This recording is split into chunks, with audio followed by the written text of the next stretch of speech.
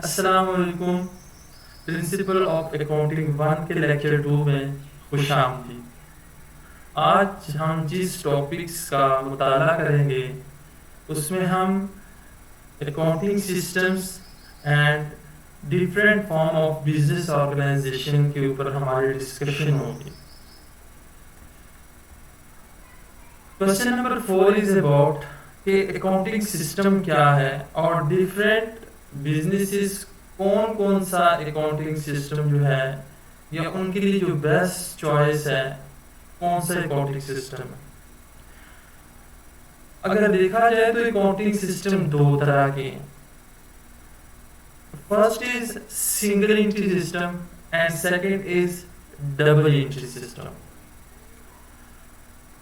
اگر ہسٹوریکلی دیکھا جائے تو پرانے وقتوں میں جب حساب و کتاب کو لکھا جاتا تھا تو اس کے لیے وہ سنگل انٹری سسٹم کو یوز کرتے تھے. یعنی انیشیل لیول کے اوپر جو سسٹم استعمال ہوتا تھا وہ کون سا ہوتا تھا؟ Single entry system. لیکن with the passage of time جیسے کہ حساب و کتاب مطلب کہ جو بزنس آرگنائزیشن اس کے سٹرکچرز کے اندر ان کے ٹرانزیکشن کے اندر پیچیدگیاں آتی گئی، کمپلیکسٹی آتی گئی، تو ساتھ ساتھ جو اکاؤنٹنگ کا سسٹم ہے وہ بھی اپ گریڈ ہوتا گیا اور پھر آرگنائزیشنز نے ڈبل انٹری سسٹمز جو ہے وہ اپلائی کرنا شروع کر دیا. تو ہم پہلے یہ جانیں گے کہ what is single entry system. کہ سنگل انٹری سسٹم جو کہ شروع میں استعمال ہوتا تھا اور بعد میں جو لارج آرگنائزیشن تھی وہ کیوں ڈبل انٹری سسٹم کی طرف موو ہوئی، ہم آج اس پوائنٹ کو بھی ڈسکس کریں گے. Single entry system in which accounting records are not kept strictly under the debit and credit principles.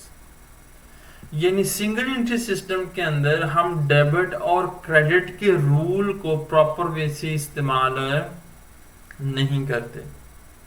اب یہاں پہ ڈیبٹ اور کریڈٹ سے کیا مراد ہے؟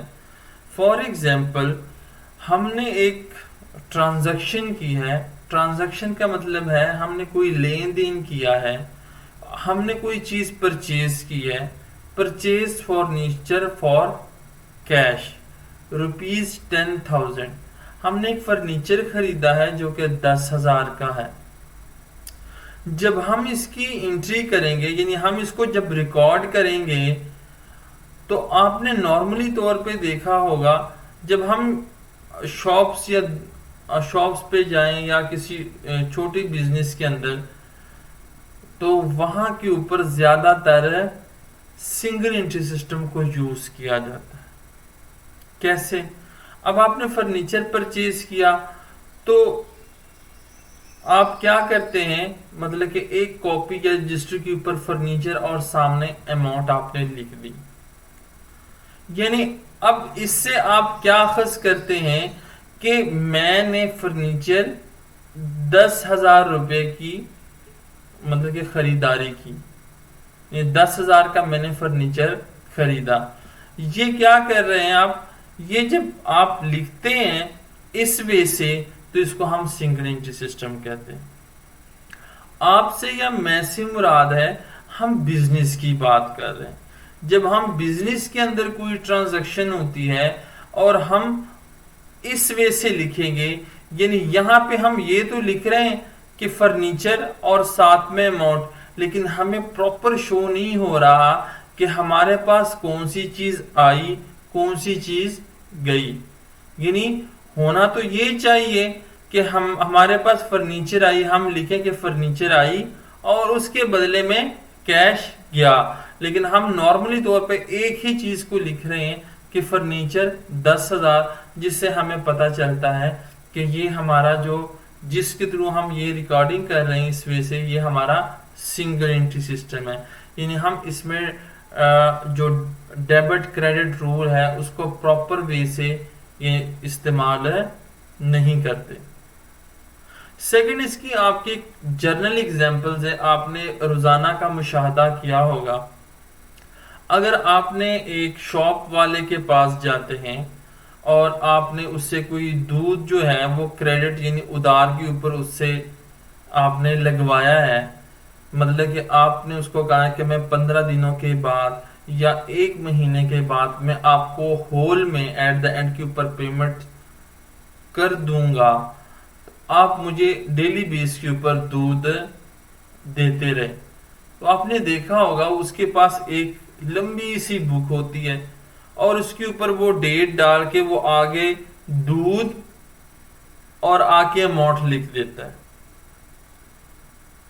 تو جب آپ 15 دنوں کے بعد یا 30 دنوں کے بعد آپ اس کے پاس جاتے ہیں اور ان سے کہتے ہیں کہ کتنے پیسے بنے، تو وہ آپ کو ایک لمبی سی کتاب ہوتی ہے، آپ کو وہ دکھاتا ہے اور کہتا ہے یہ ٹوٹل اتنا بنا.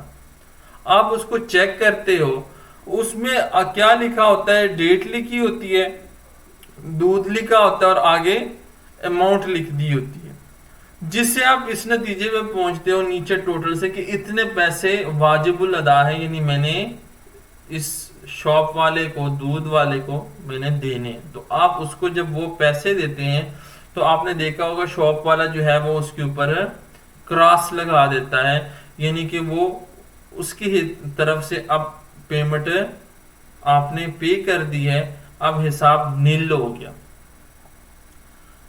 آپ کریانہ سٹور وغیرہ کے اوپر بھی جاتے ہیں کوئی چینی لینے، چائے لینے، مسالہ لینے، تو وہ کیا کرتا ہے؟ وہ لکھ رہا ہوتا ہے کہ جناب چینی 100 روپے، چائے 300 روپے، مسالہ 100 روپے.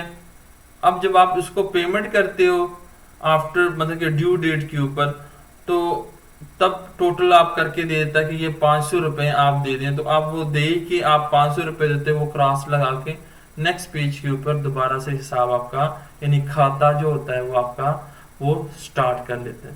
تو اگر اس طریقے سے جو اندراج ہوتا ہے اس کو ہم کہتے ہیں سنگل انٹری سسٹم کے تحت لین دین کا اندراج. اب یہاں پہ امپورٹنٹ یہ ہے کہ پھر کون سے بزنسز سنگل انٹری سسٹم کو استعمال کرتے ہیں.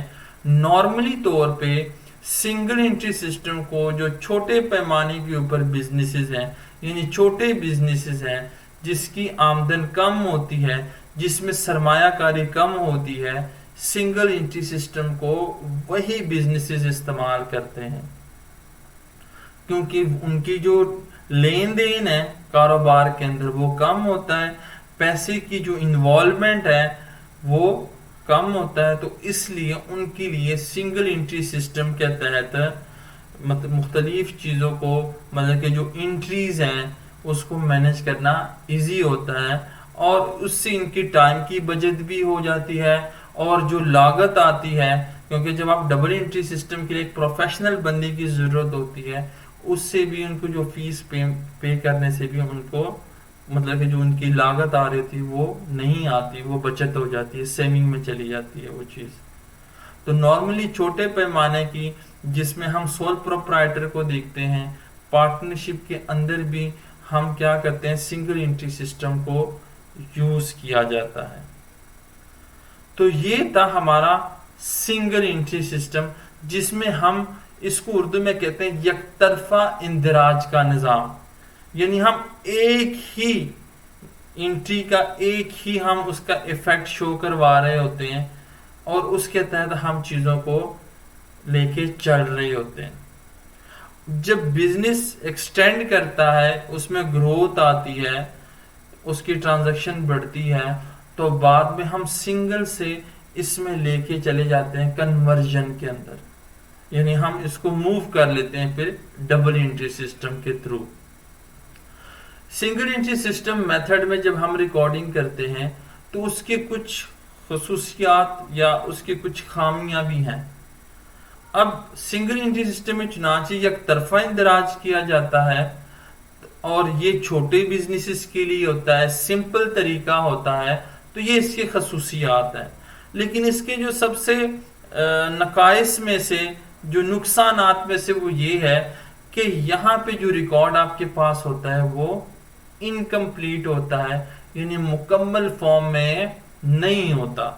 जैसे यहाँ पे देख सकते हैं फर्नीचर है 10,000, तो हमें पता नहीं चल रहा कि हमने फर्नीचर खरीदा है या सेल किया है, पैसे नगद के ऊपर है या उधार के ऊपर, तो इसलिए इसमें इनकम्प्लीट रिकॉर्ड होता है और इसमें एरर के और ओमिशंस के, फ्रॉड के चांसेस ज्यादा होते हैं सिंगल एंट्री सिस्टम के तहत। अब हम मूव करते हैं डबल एंट्री सिस्टम की तरफ। Double entry system in which accounting records are kept strictly under the debit and credit principles, या हम ये भी कह सकते हैं एक ऐसा सिस्टम जिसके थ्रू हम प्रॉपर वे से डेबिट और क्रेडिट के रूल को इस्तेमाल करते हैं, उस सिस्टम को हम डबल एंट्री सिस्टम कहते हैं।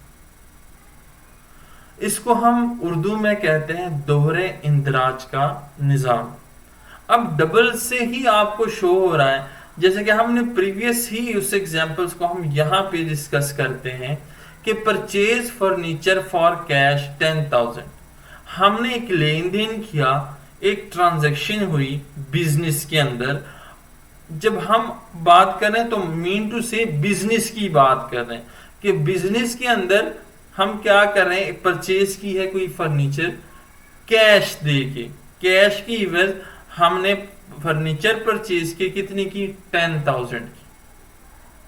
अब जब हम डबल एंट्री सिस्टम के अंदर इसको लिखेंगे तो कैसे लिखेंगे कि furniture account to cash account, यानी हमारे पास जो फर्नीचर है डेबिट है, डीआर से मुराद है डेबिट, फर्नीचर हमारे पास आया कितने का 10,000 का, टू कैश अकाउंट, और हमारे पास से कौन सी चीज चली गई, कैश, यानी कैश चला गया हमारे पास से 10,000 रुपए का।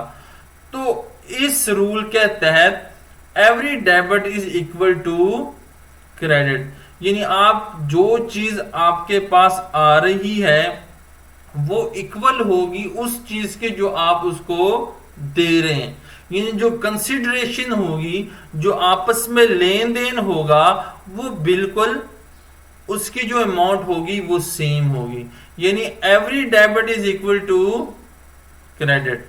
ठीक है, तो ये डेबिट डबल एंट्री सिस्टम के थ्रू हम इस तरीके से एंट्रीज का, मुख्तलिफ कारोबारी लेन देन का इंदराज करते हैं। इसका नॉर्मली जो फॉर्मेट है वो यहां पे है, हम डबल एंट्री सिस्टम में डेट फर्स्ट कॉलम में, फिर यहाँ पे हम डिटेल लिखते हैं। अब जैसे कि हमारे पास ये एक हमने ट्रांजैक्शन हुई थी कारोबार के अंदर, तो हम यहाँ पे जब लिखेंगे तो यहाँ पे डेबिट अकाउंट में क्या लिखेंगे, फर्नीचर अकाउंट, और क्रेडिट क्या होगा, to cash account, cash credit हो गया, और यहाँ पे हम अमाउंट लिखेंगे 10,000 और यहाँ पे हम कैश अकाउंट की अमाउंट लिखेंगे 10,000, और यहाँ पे एंड के ऊपर हम छोटी सी लिखते हैं नरेशन, मुख्तसर सी ब्रीफ स्टेटमेंट होती है बिलो द एंट्री, यानी जब हम कोई एंट्री होती है उसके नीचे छोटी सी हम एक मुख्तसर सी शॉर्ट जो स्टेटमेंट लिखते हैं उसको हम नरेशन कहते हैं। अब डबल एंट्री सिस्टम कौन कौन सी ऑर्गेनाइजेशन इसको इस्तेमाल करती हैं? डबल एंट्री सिस्टम को नॉर्मली तौर पे जो कंपनी या जॉइंट स्टॉक कंपनी या लार्ज ऑर्गेनाइजेशन, पब्लिक या प्राइवेट ऑर्गेनाइजेशन इसको यूज करती है। Why they use double entry system?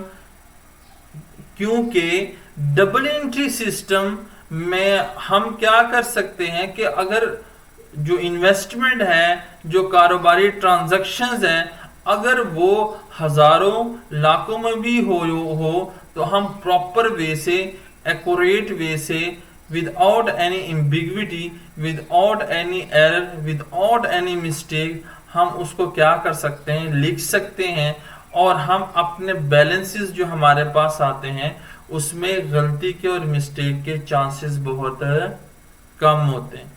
यानी जब बड़ी ऑर्गेनाइजेशंस होती है उनका जो सेटअप होता है, जो उसमें इन्वेस्टमेंट होती है, उसमें पैसा होता है, वो करोड़ों अरबों के हिसाब से होता है, तो उसमें जो ट्रांजैक्शन डेली बेसिस के ऊपर भी बहुत ज्यादा होती हैं, तो हम डबल एंट्री सिस्टम के तहत ही प्रॉपर वे से मैनेज कर सकते हैं।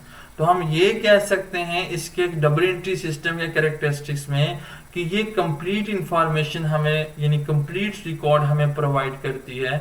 और सेकंड, इसमें एरर्स के, फ्रॉड्स के, मिस्टेक्स के चांसेस ना होने के बराबर होते हैं। लेकिन जिस तरह इसके खसूसियात हैं, इस तरह इसके कुछ क्रिटिसाइज भी आप इसको कर सकते हैं, या इसके जो डिसएडवांटेजेस हैं कि इसके लिए आपको क्या होता है, एक प्रोफेशनल बंदा जो होता है या एक से ज्यादा जो है वो इन डबल एंट्री सिस्टम, क्योंकि डबल एंट्री सिस्टम के तहत जब आप एंट्री को लिखते हैं तो उसके लिए प्रोफेशनल बंदा आप हायर करते हैं जिसको आप अकाउंटेंट कहते हैं।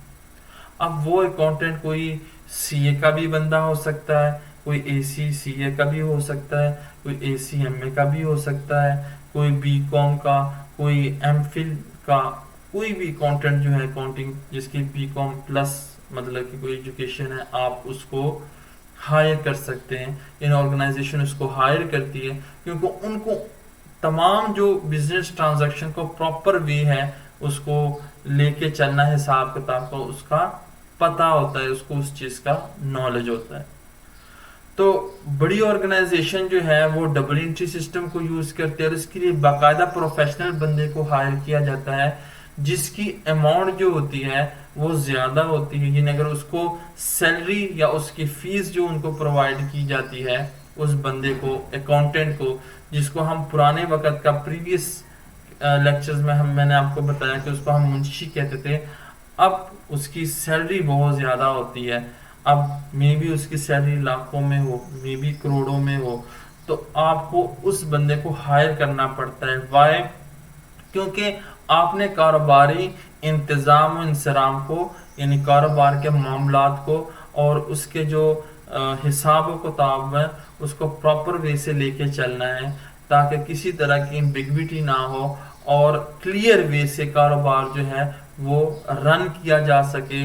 यानी कारोबार के अंदर जो डिफरेंट मामलात है उसको प्रॉपर वे से देखा जा सके और कारोबार को एक सिमत में मतलब कि जो उसके राइट डायरेक्शन है उसकी तरफ लेके जाया जा सके और ज्यादा से ज्यादा जो कारोबार का मकसद होता है कि ज्यादा से ज्यादा मुनाफा हासिल किया जा सके, वेल्थ मैक्सिमाइजेशन की जा सके। तो इन तमाम चीज को हम क्या कर सकते हैं, डबल एंट्री सिस्टम के अंदर बड़ी बड़ी जो ऑर्गेनाइजेशन है जिसकी इन्वेस्टमेंट ज्यादा होती है वो इसको अप्लाई करती है अपनी बिजनेस, अपने ऑर्गेनाइजेशन के ऊपर।